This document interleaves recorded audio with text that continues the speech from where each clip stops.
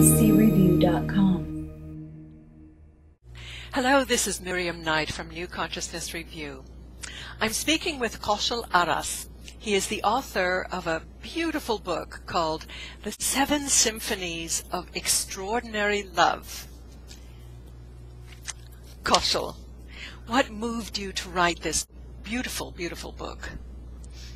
Firstly, thank you, Miriam, for having me on this call. It's such a pleasure and a delight to be with you on this call. And also a big welcome to the listeners of New Consciousness Review. It's such a delight to be part of this amazing community.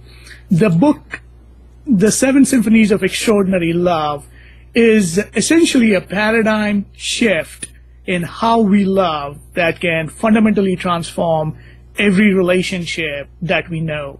What drove me to write this book is my own personal breakthrough experience that I had with my mother, with whom I had a pretty dysfunctional relationship for many years. And once I was able to open up my heart to love and let go of all the barriers that I had built against her, unconditional love, extraordinary love became possible, and now we've become just the best of the friends. A week doesn't go by without me having a conversation with her. And so that gave me the belief that no matter how difficult the situation looks, one can always resolve to make peace with anyone, anywhere, any place, anytime. And all we really need to do is open our heart to extraordinary love. And that really drove me to write this book and share my message of love with people. What are the 7 symphonies about?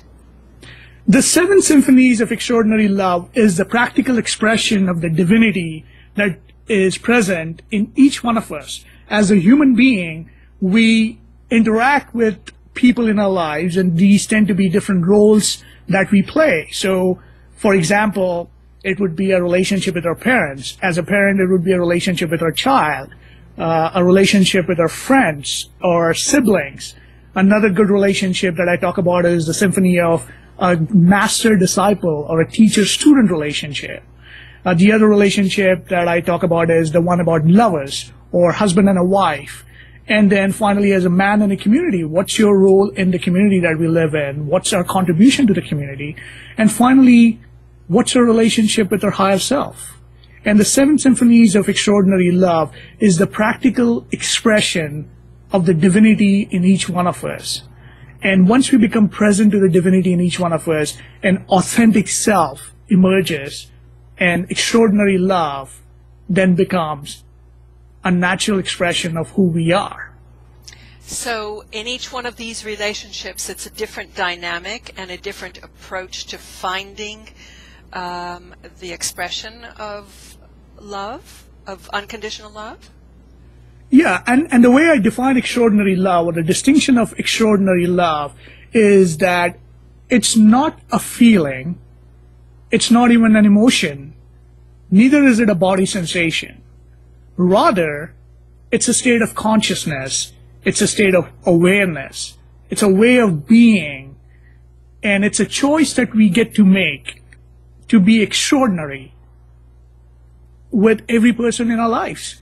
And an extraordinary lover is the one who is willing to open up his or her heart to love unconditionally and loves for the sake of love without expecting anything in return.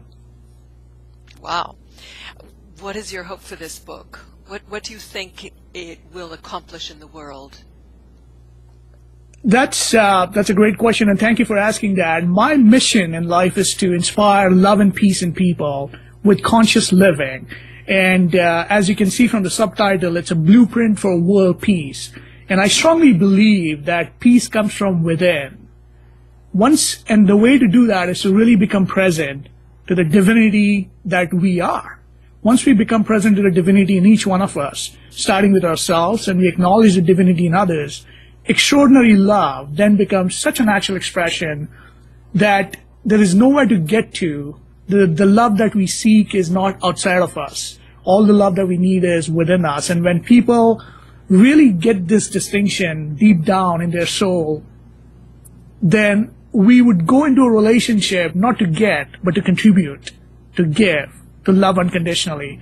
And I think if each one of us starts to acknowledge the unity and diversity and understanding that extraordinary love is the way, I think world peace can soon be a reality. Kaushal, you are by profession an engineer, and I understand that now you are actually devoting yourself to the cause of world peace. Tell us about what you're doing now. Yes, absolutely. And my background is that I'm an engineer. I've also got a business background. I worked for the corporate world for many years. And what I've realized is I've come to a point in my life where I've decided that, my life needs to be about something bigger for a cause that's extraordinary in nature. And that's what, success is something that is, I believe there's a science to success, but fulfillment comes when you can start contributing to the people, to the planet, to the globe.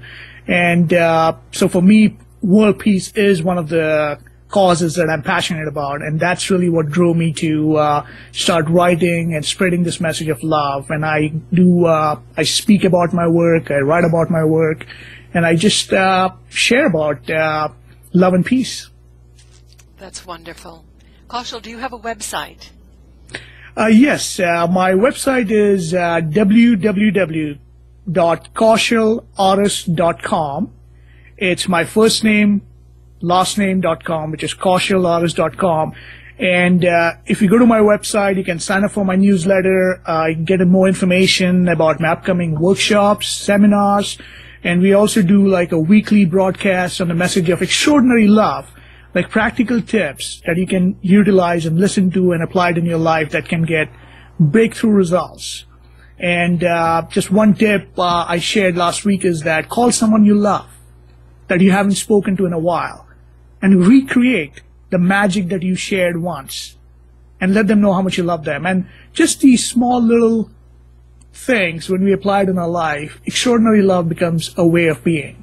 And that's my message to our listeners, and I really wish that you enjoy a life of happiness, fulfillment, and aliveness.